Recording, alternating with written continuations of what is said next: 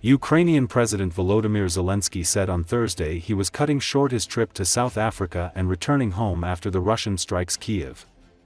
According to Associated Press, Zelenskyy arrived in South Africa for a state visit on Wednesday evening following U.S. President Donald Trump's new accusations that he is prolonging the war against Russia by pushing back against any plan to give up Ukrainian territory in a peace deal. He landed in South Africa overnight and was traveling around the time Trump said the Ukrainian leader was prolonging the killing field by refusing to cede illegally occupied Crimea to Russia as part of a potential peace plan.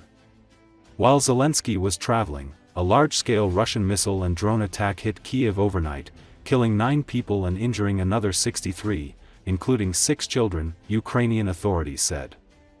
Peace negotiations over ending war, now in its 4th year, have appeared to stall.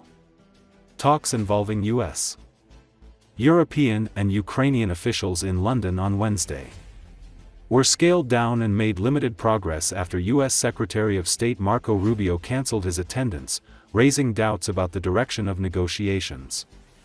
Zelenskyy was scheduled to meet South African President Cyril Ramaphosa at the government union buildings in Pretoria later Thursday to discuss areas of cooperation with the objective to support efforts to bring lasting peace, according to Ramaphosa's office.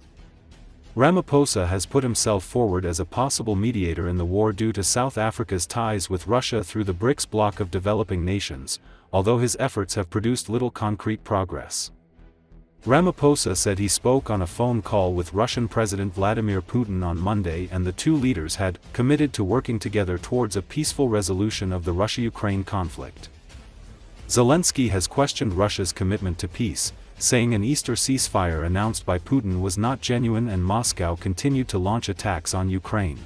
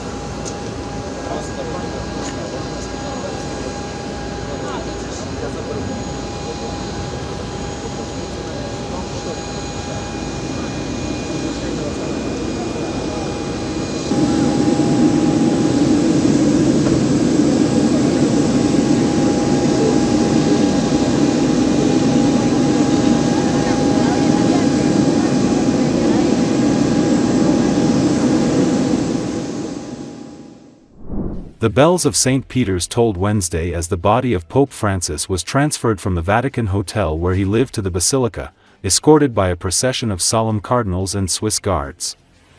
According to Associated Press, pallbearers carried the simple wooden coffin on their shoulders through the Vatican's archway gates leading out into St. Peter's Square, the cardinals in their scarlet cassocks processing behind and the Swiss guards at their sides in their golden and blue uniforms. Francis' body will lie in state in the Basilica for 3 days of public viewing before his funeral Saturday. Heads of state and other leaders are expected for the funeral in the Piazza, but the 3 days of public viewing will allow ordinary Catholics to grieve the 88-year-old Pope, who died Monday after suffering a stroke. Francis first lay in state in the Doma Santa Marta Hotel in a private viewing for Vatican residents and the papal household. Images released by the Vatican on Tuesday showed Francis lying in an open casket, wearing the traditional pointed headdress of bishops and red robes, his hands folded over a rosary. The Vatican's number 2, Cardinal Pietro Parolin, was pictured praying by Francis. The Basilica was being kept open until midnight on Wednesday and Thursday to allow the faithful to mourn. The public mourning period will end on Friday at 7 p.m. Once inside the Basilica, Francis' casket won't be put on an elevated bier, as was the case with past popes, but will just be placed on the main altar of the 16th-century basilica, facing the pews. Italian police have tightened security for the viewing and the funeral, carrying out foot and horse patrols around the Vatican, where pilgrims continue to arrive for the Holy Year celebrations that Francis opened in December. The funeral has been set for Saturday at 10 a.m. in St. Peter's Square, and will be attended by leaders including U.S. President Donald Trump and Ukrainian President Volodymyr Zelenskyy. In nomine Patris et Filii et Spiritus Sancti. Amen. Spes Christi, quia mortuus surrexit, sit cum omnibus vobis.